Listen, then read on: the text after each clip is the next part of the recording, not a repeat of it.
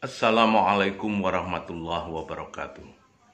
Saudara-saudara, rekan mahasiswa yang saya cintai.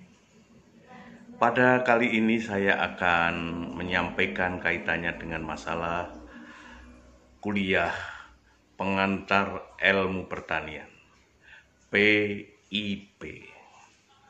Saudara-saudara sekalian, apa yang akan kita bahas kali ini yaitu yang pertama adalah pengertian daripada pertanian itu apa.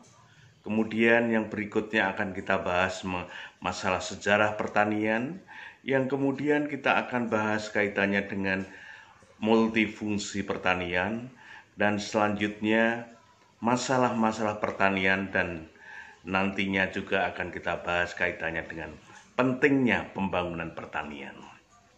Saudara-saudara sekalian, sekarang apa pengertian daripada pertanian itu?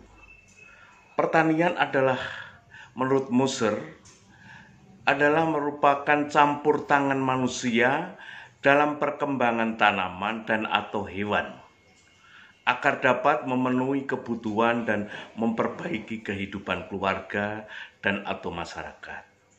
Saudara-saudara sekalian, di sini dalam arti pertanian itu tidak hanya terbatas pada pertanian dalam arti sempit, yaitu untuk budidaya tanaman, pangan, hortikultura, dan perkebunan saja. Namun juga kehutanan, juga yaitu hewan, peternakan, kemudian juga perikanan dan lain sebagainya. Oleh karena itu, saudara-saudara sekalian, pertanian sangat luas sekali bidangnya. Oleh karena itu, tentunya Anda sekalian nantinya sebagai ahli pertanian, Anda harus mengetahui juga bagaimana yaitu usaha atau campur tangan manusia itu dalam kaitannya dengan perkembangan tanaman ini. Baik itu di on farm, yaitu di lahannya itu sendiri, di off farm, yaitu setelah pasca panennya, pengelolaan hasil pertanian, pemasaran dan lain sebagainya, juga yaitu yang non farm.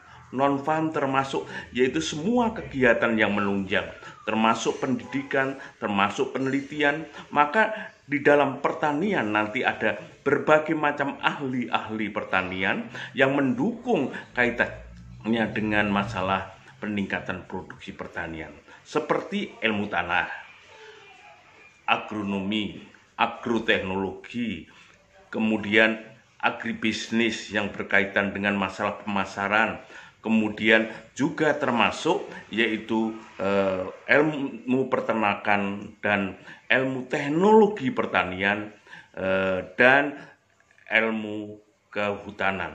Yang semuanya itu alhamdulillah di fakultas Anda ada semuanya. Marilah kita simak yaitu kuliah saya pada kesempatan ini.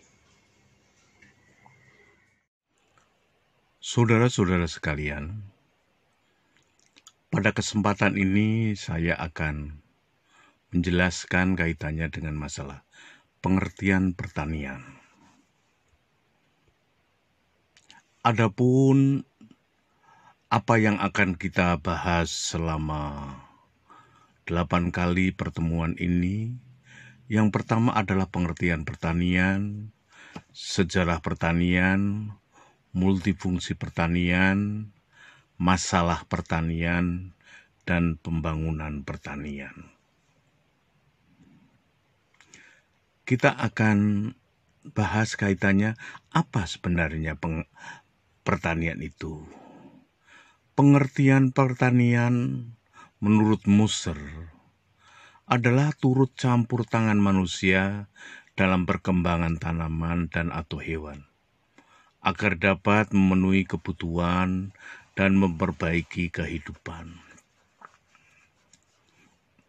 Saudara-saudara sekalian, artinya pengelolaan di sini atau pembudidayaan ini tidak terbatas pada tanaman saja, yaitu mencakup tanaman dan atau hewan. Atau orang menyebut yaitu pengertian dalam arti luas.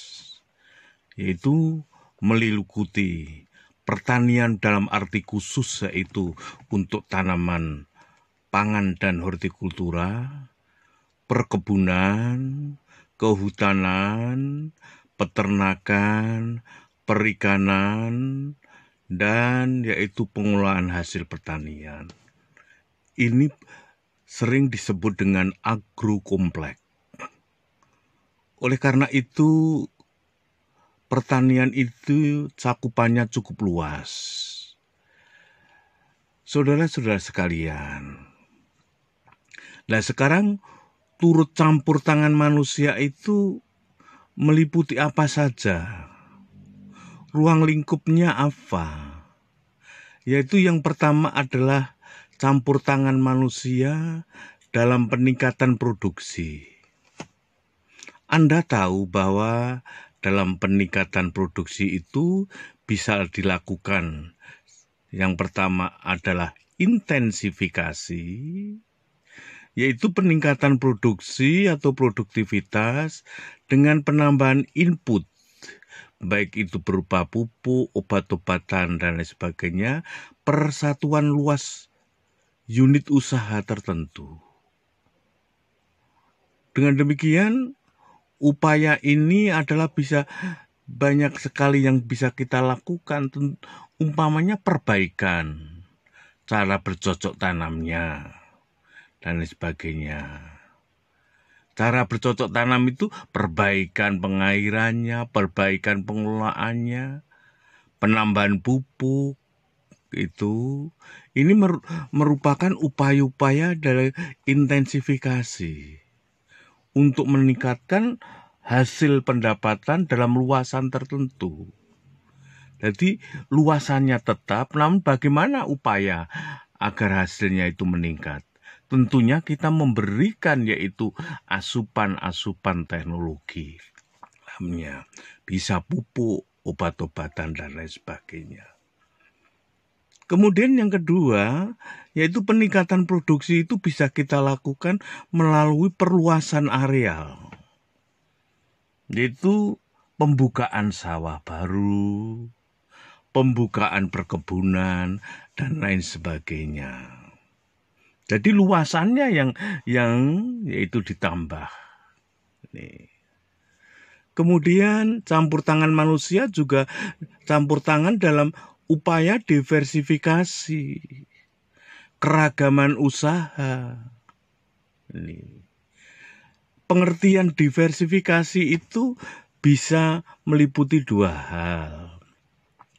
Diversifikasi horizontal, yaitu menambah keragaman komoditas, sayuran, buah-buahan, kita kembangkan kedelai, kemudian jagung, ketela, termasuk padi di dalamnya. Jadi menganeka-ragamkan yaitu tanaman yang kita usahakan. Itu diversifikasi horizontal. Namun kalau diversifikasi vertikal, yaitu keragaman produk dari komoditas yang sama. Umpamanya sekarang kedelai.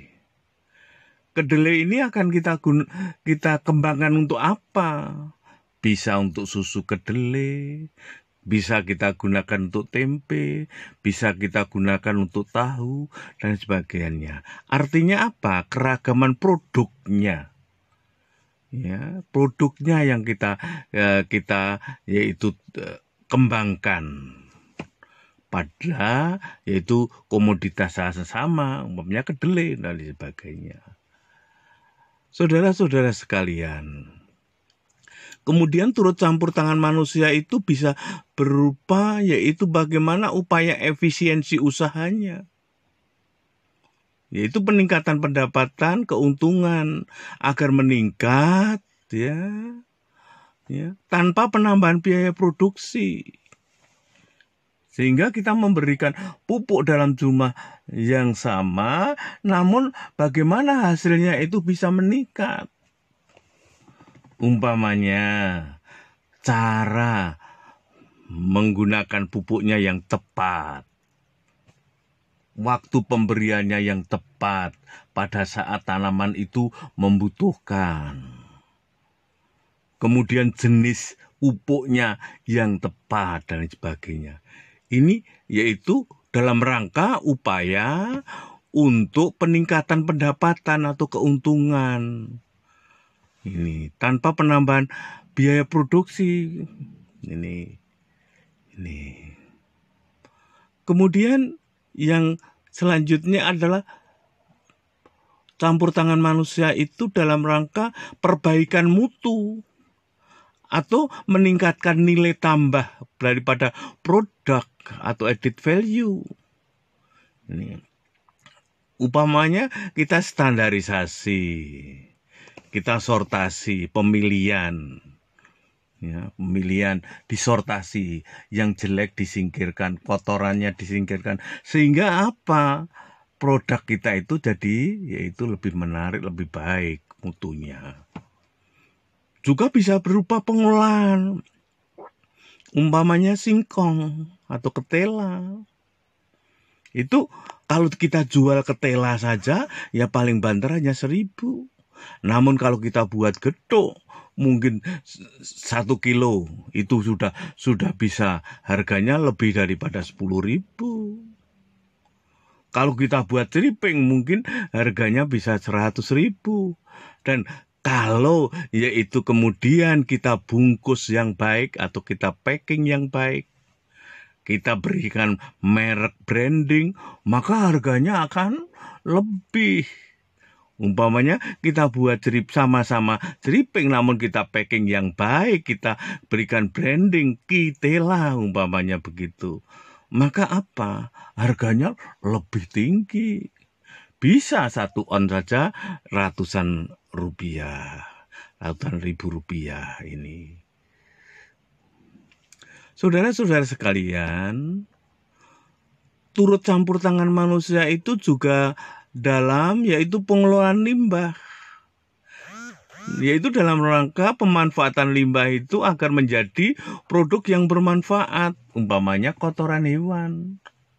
Bagaimana kita bisa yaitu memanfaatkan sebagai kompos atau dalam kita kembangkan lagi sebagai biogas. Maka kompos bisa kita gunakan sebagai pupuk. Biogas bisa kita gunakan untuk yaitu sumber energi. Ini. Kemudian campur tangan manusia dalam perbaikan dan pelestarian sumber daya alam dan lingkungan. Nah, ini orang-orang tanah ini. Bagaimana tanahnya itu agar tidak tererosi, tanahnya miring agar tidak tererosi, kita konservasi atau kita rehabilitasi. Umpamanya kita teras, kita teras sehingga tidak terjadi erosi. Kita tanami tanaman tahunan. Kalau begitu miring ya kita yaitu reboisasi dan sebagainya. Ini bentuk-bentuk daripada campur tangan manusia itu sendiri. Lah, oleh karena itu sekarang makna pertanian itu bisa dimaknai dalam sebagai proses produksi, sebagai profesi, maupun yaitu perubahan sosial budaya. Kalau pertanian dimaknai sebagai proses produksi, yaitu dalam upaya apa? Memproses menghasilkan bahan pangan. Dari ternak, produk agroindustri, dengan memanfaatkan sumber daya alam dan tumbuhan, juga hewan dan sumber daya lainnya. Jadi apa? Jadi dalam arti yaitu pertanian itu untuk memproduksi daripada bahan pangan. Ini. Saudara-saudara sekalian, perlu diingat, yaitu ciri-ciri produk pertanian itu, yaitu yang pertama berkaitan dengan makhluk hidup. Oleh karena itu dipengaruhi dan sangat dipengaruhi oleh alam. Ini tergantung musim, tergantung curah hujannya, kemudian dan sebagainya. Sehingga apa? Efisiennya rendah. musim rambutan, ya, rambutan. Wah, semua panen rambutan. Nah, sehingga harganya turun. Sebabnya apa? Dia tidak awet untuk disimpan ini. Kemudian juga barusan kemarin yaitu banyak petani yang menanam yaitu tomat. Kemudian panennya sama.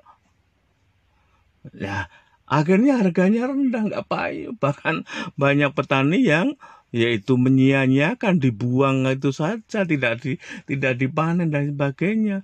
Karena apa? Karena produknya itu tidak tahan lama. Ini kalau dilakukan penyimpanan, maka penanganannya harus cepat dan biayanya adalah cukup mahal. Kemudian memerlukan input atau menghasilkan produk dalam volume yang besar. Sehingga apa? Sehingga biaya transportasi, pengepakan dan sebagainya dia cukup besar sekali. Saudara-saudara sekalian, pertanian juga bisa dimaknai sebagai pertanian sebagai profesi. Karena apa? Dalam upaya peningkatan produksi itu, dalam upaya kita membudidayakannya itu, perlu keahlian khusus.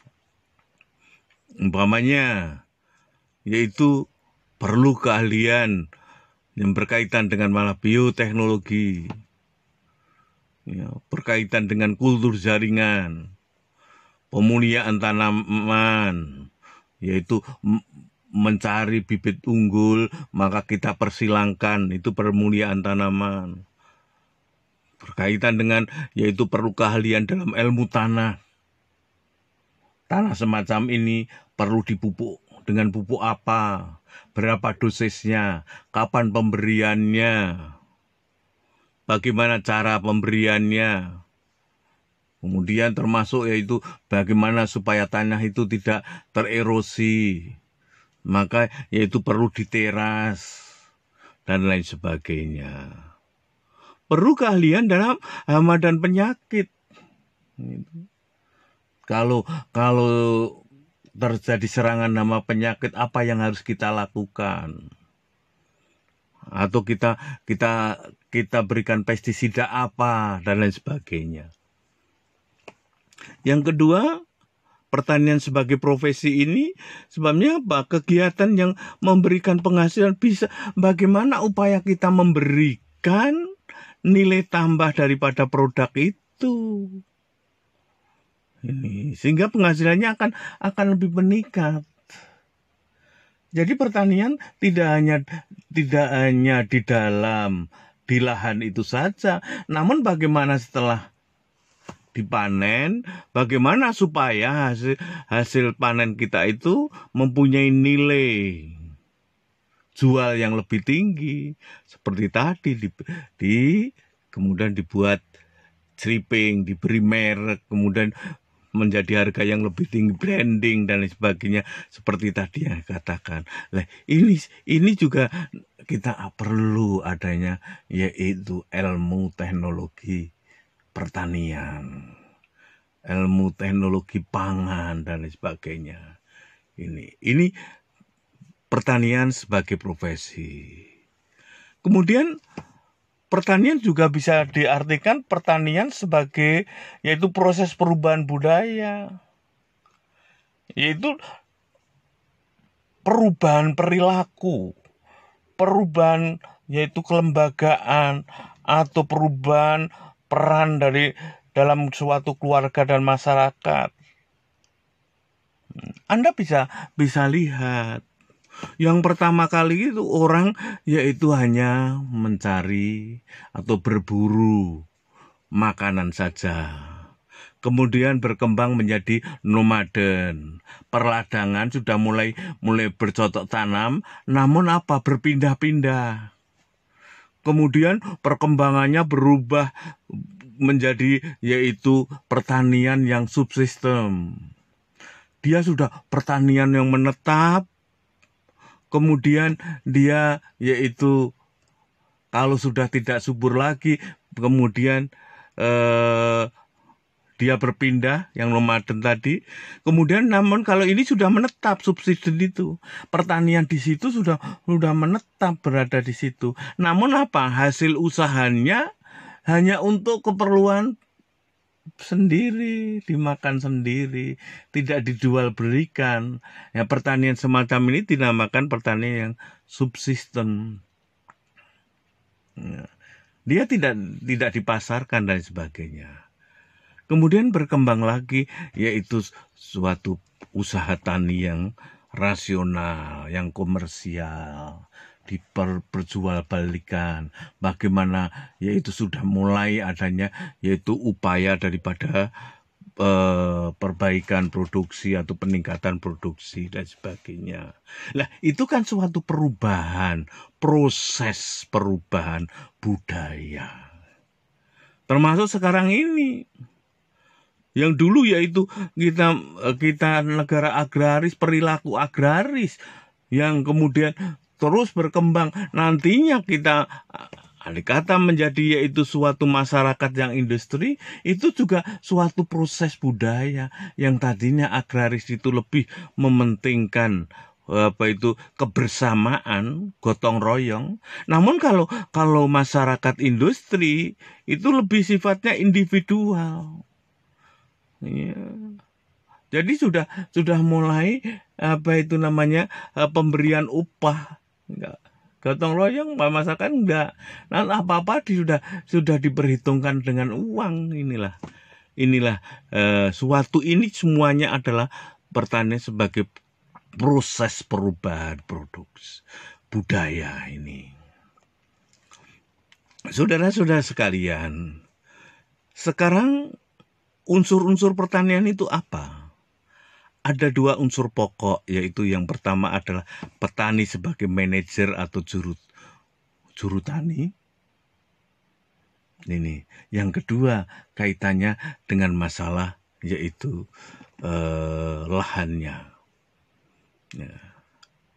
Yang pertama adalah petani sebagai manajer atau juru tani. Ya. Jadi kalau petani itu masih sifatnya kecil, semuanya dilakukan sendiri. Dia mau menanam apa, dia merencanakan, dia melaksanakan, dan dia memasarkan itu. Ini mau ditanami apa, dengan varietas apa, ini yaitu dalam mengambil keputusan. Kemudian dalam mengatur yaitu penggunaan sumber daya produksi untuk produksi, pupuk apa, dan lain sebagainya. Namun kalau nanti yaitu sudah berkembang tentunya yaitu umpamanya suatu Bob Sadino sendiri dia menentukan kita akan tanam ini, dia mempunyai peluang yang besar untuk dipasarkan. Maka tanamnya ini, pupuknya ini, mudah semacam ini. Namun yang melakukan dia bukan dia sendiri tentunya. Kalau sudah berkembang dan seterusnya, umpamanya sudah suatu yaitu industri dan lain sebagainya. Kemudian yang kedua adalah bagian daripada unsur produksi yang saya katakan tadi. Yang kedua yaitu unsur produksi, yaitu digunakan untuk apa? Untuk memproduksi pertanian itu sendiri. Bisa berupa lahan dan faktor alam lainnya. Ini. Kemudian tenaga kerja, jumlah kualitas skillnya membutuhkan tenaga kerja dan sebagainya. Kemudian modal itu baik itu modal tetap yang berupa yaitu modal untuk beberapa kali proses produksi. Kalau sudah besar kita membuat greenhouse umpamanya untuk beberapa kali, yaitu tentunya menanam. Namun juga modal yang tidak tetap yang hanya digunakan dalam proses produksi sekali itu saja. Ini. Jadi ada dua unsurnya. Yang pertama kali tadi yaitu unsurnya adalah petani sebagai manajer dan juru tani. Kemudian yang kedua adalah sebagai berbagai unsur produksi yang digunakan dalam produksi pertanian. Saudara-saudara sekalian, sekarang lingkup kegiatan pertanian itu apa? Kalau kita kembali pada yaitu pengertian pertanian tadi, di mana pertanian dalam arti luas, pertanian itu tidak terbatas dalam pertanian pangan dan hortikultura saja. Namun juga termasuk di dalamnya adalah perkebunan, kehutanan, peternakan, perikanan, kelautan, dan sebagainya. Pengolahan hasil pertanian, dan sebagainya. Sehingga kalau kita lihat, yaitu perkembangan daripada nama-nama kementerian kita itu juga berubah-ubah terus. Tentunya sesuai dengan yaitu kebutuhan pada saat itu, cakupan kebutuhan pada saat itu. Sekitar tahun 80-an namanya Departemen Pertanian yang tentunya membawahi semuanya, pertanian, pangan, hortikultura, perkebunan, kehutanan, peternakan, perikanan, semuanya tercakup di situ. Namun berkembang tahun 87 ini perlu dipisahkan kehutanan itu. Ada Departemen Pertanian dan Departemen Kehutanan. Tahun 2000 berkembang Departemen Pertanian, Departemen Kehutanan, Perkebunan, Departemen Kelautan dan Perikanan. 2002 sudah berkembang Departemen Pertanian, Departemen Kehutanan, Departemen Kehutanan, Kelautan dan Perikanan. Dan pada masa Pak Jokowi ini, pada masa sekarang, yaitu ada sekarang namanya bukan departemen namun kementerian Pertanian, Kementerian Lingkungan Hidup dan Kehutanan, Kementerian Kelautan dan Perikanan. Semuanya itu tergantung daripada fokus cakupan dan yaitu apa yang perlu dikembangkan. Jadi pertanian itu dalam arti luas meliputi pertanian, tanaman pangan, hortikultura, perkebunan, kehutanan, peternakan, dan perikanan. Ini ruang lingkup kegiatan pertanian.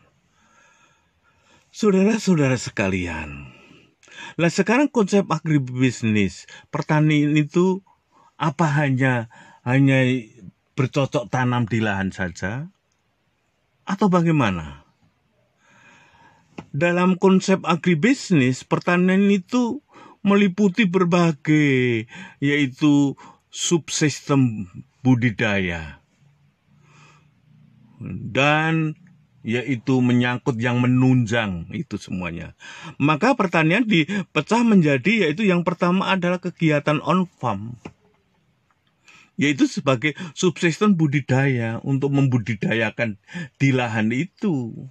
Kegiatannya adalah menanam, kemudian pengairan, pemupukan, hama penyakit, kemudian yaitu pemanenan dan sebagainya. Itu kegiatan on farm di dalam lahan itu sendiri. Kemudian kalau kedua adalah kegiatan off farm. Meliputi apa? Subsistem perdagangan input dan peralatan, yaitu dalam perdagangan pupuk, obat-obatan, peralatan pertanian, mesin-mesin pertanian dan sebagainya. Kemudian subsistem pasca panen dan pengolahan hasil pertanian. Ini bagaimana mengolah ini sudah tidak lagi di lahan, bagaimana yaitu mengolah hasil pertanian itu kemudian agar menjadi yaitu produk olahan. Kemudian subsistem pemasaran hasil. Dalam pemasarannya itulah. Bagaimana kita dalam pemasarannya? Bahkan kita sekarang tentunya ini makin berkembang. Lebih-lebih sekarang yaitu sudah agak familiar kita perdagangan secara online dan lain sebagainya untuk dimudahkan dalam pemasaran. Kemudian yang ketiga adalah kegiatan non-farm, kegiatan yang mendukung, kegiatan pendukung atau subsistem pendukung. Umpamanya penelitian. Penelitian ini kan juga merupakan bagian daripada pertanian. Yaitu penelitian-penelitian yang mendukung bagaimana pertanian itu bisa berkembang. Pertanian itu bisa menghasilkan produk yang tinggi. Termasuk pendidikan dan pelatihan. Untuk apa? Untuk menyiapkan daripada kader-kader pertanian kita nanti ke depan. Termasuk Anda sekalian.